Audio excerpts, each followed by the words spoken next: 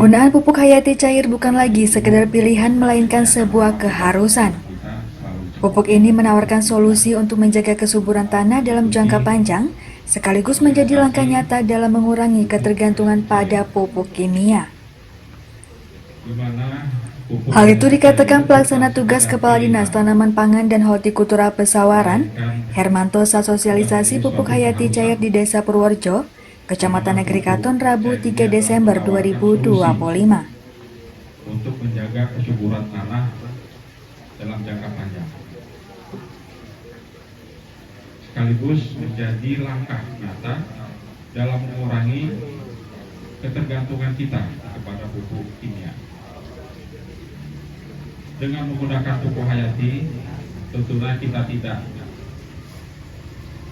akan mendapatkan yang jelas peningkatan dari hasil panen, insya Allah, tetapi juga menjadi kelestarian lingkungan dan tentunya kesehatan untuk kita semua sebagai manusia yang memang dikatakan pupuk hayati cair adalah produk yang mengandung mikroorganisme seperti bakteri, jamur atau mikroba lainnya serta nutrisi yang diperlukan oleh tanaman.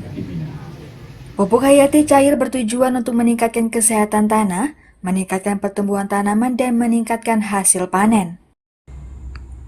Sementara Wakil Ketua 1 DPRD Pesawaran, M. Nasir menambahkan ke depan para petani tidak bisa semata-mata bergantung kepada pupuk kimia. Secara bertahap mulai mengurangi penggunaan pupuk kimia dan mulai mengaplikasikan pupuk hayati cair.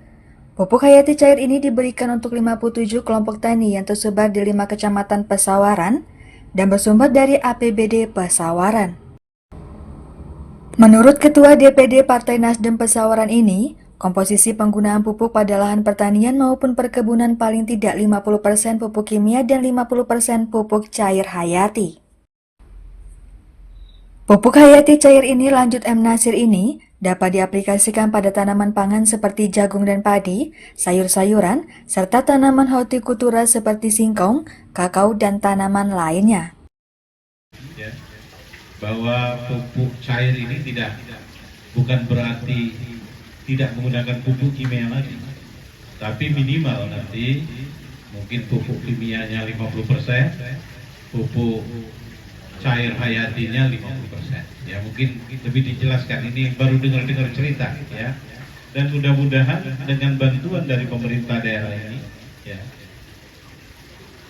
ini nanti menambah subur tanaman kita, menambah hasil pertanian kita ke depan ya. Baik itu yang tanaman pangan, misalnya singkong, padi, jagung ya, ataupun tanah perkebunan. Karena pupuk ini juga boleh digunakan untuk tanaman perkebunan dan tanaman pangan ya, termasuk sayur-sayuran ya. Jadi Bapak Ibu semua nanti kelompok tani ini bisa bisa menggunakannya. Kalau yang punya perkebunan berarti bisa pupuk kakao ya. Ya. Bagi yang petani sayuran juga bisa pupuk sayurannya. Yang punya petani jagung, singkong, padi juga bisa ya. Jadi mudah-mudahan ini menjadikan pengenalan kita dengan merek daripada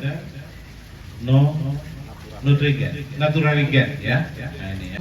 Ada sekitar 300 lebih mikroba dan yang kita klaim itu ada 5 mikroba kayak itu, dan dengan fungsinya masing-masing seperti itu.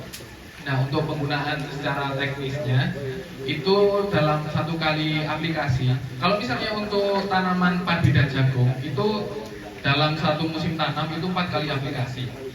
Nah, satu kali aplikasinya itu 60 mili, atau kalau misalnya lebih praktisnya itu pakai 2 tutup botol saja untuk satu tangki sprayer yang 15-16 liter itu Pak, seperti itu. Nah, untuk aplikasinya sendiri yang pertama adalah pada saat olah tanam.